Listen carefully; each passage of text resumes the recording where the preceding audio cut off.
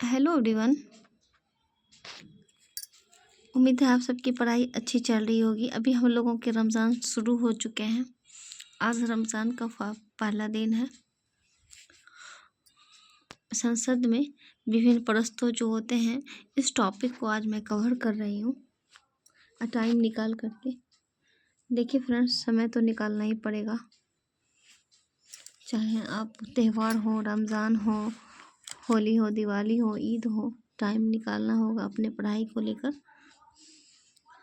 बिना देरी किए लोक महत्व के प्रस्तों, स्थगन प्रस्तों, ध्यानाकर्षण प्रस्तों, काम रोको प्रस्तों, विश्वास प्रस्तों, सत्ता के पक्ष के द्वारा लोकसभा में बहुमत सिद्ध करना विश्वास प्रस्तों कहलाता है। यदि विश्वास प्रस्ताव एक बार पारित हो जाए तो अगले 6 माह तक अविश्वास प्रस्ताव नहीं लाया जाएगा। अविश्वास प्रस्ताव कम से कम विपक्ष के 50 सदस्यों के द्वारा सत्ता के विरुद्ध लोकसभा में अविश्वास प्रस्ताव लाया जाएगा। ठीक है फ्रेंड्स, यदि यह प्रस्ताव पारित हो गया तो संपूर्ण मंत्रिपरिषद को त्यागपत्र देना होगा। अब तक 27 बार अविश्वास प्रस्ताव लाया गया है, 27 टाइम्स लाया गया है फ्रेंड्स। स्थगन प्रस्ताव, आइए देखते हैं। हम लोग सुनते हैं ना कि स्थगन प्रस्ताव हो गया, स्थगन हो गया। सदन को स्थगित करने का अधिकार किसके पास है? पीठासीन के पास। सदन को स्थगित करने का अधिकार सदन के पीठासीन के पास होगा। स्थगन प्रस्ताव कुछ समय घंटा दिन सप्ताह का हो सकता है। स्थगन के समय सदन में प्रस्तुत विधेयक, संकल्प प्रस्ताव, प्रार्थना सूचना आदि पर कोई प्रभाव नहीं पड़ेगा। सत्रावसान, आइए फ्रेंड्स सत्रावसान प्रस्ताव, सत्रावसान देखते हैं। सत्र के समाप्ति की घोषणा करना। संसद के सत्र को सत्रावसान करने का अधिकार राष्ट्रपति के पास होगा। संसद के सत्र को सत्रावसान करने का अधिकार केवल और केवल राष्ट्रपति के पास होगा फ्रेंड्स। सत्रावसान की अवधि अधिकतम 6 माह का होगा, इसे दीर्घावकाश कहते हैं। सत्रावसान के समय सदन में प्रस्तुत प्रस्ताव सूचना, सत्रावसान के समय सदन में प्रस्तुत प्रस्ताव, संकल्प, प्रार्थना सूचना आदि समाप्त हो जाएगा। विधेयक पर कोई प्रभाव नहीं पड़ेगा।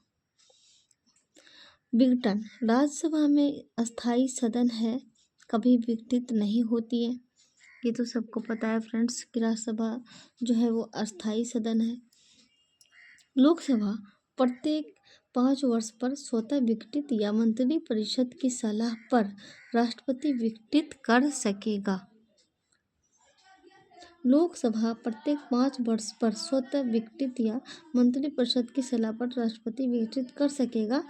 लोकसभा के विघटन के समय यदि विधेयक लोकसभा में प्रस्तुत और लंबित है या लोकसभा में प्रस्तुत, पारित तथा राज्यसभा में लंबित है तो यह विधेयक समाप्त हो जाएगा।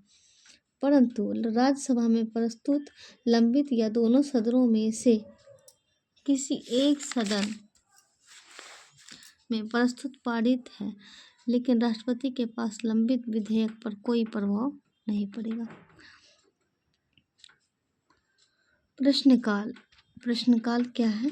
संसदीय कार्यवाही का प्रथम घंटा प्रश्नकाल है।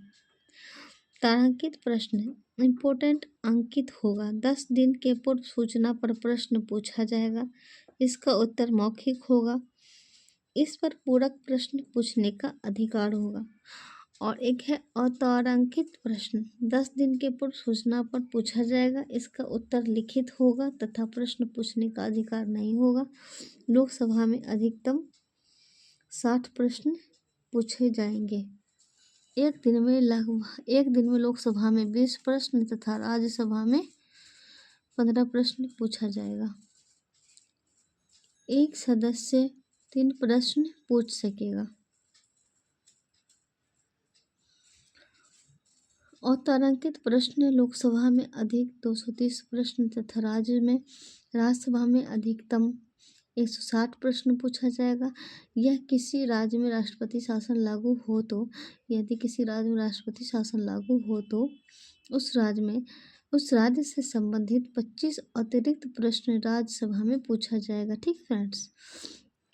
अल्पकालीन सूचना प्रश्न, राष्ट्रीय संदर्भ में जनिक राष्ट्रीय महत्व के महत्वपूर्ण प्रश्न जो होते हैं फ्रेंड्स, समय के अभाव होने के पर भी पूछा जाएगा उत्तर। जैसे मौखिक प्रश्न, मौखिक में 20 प्रश्न।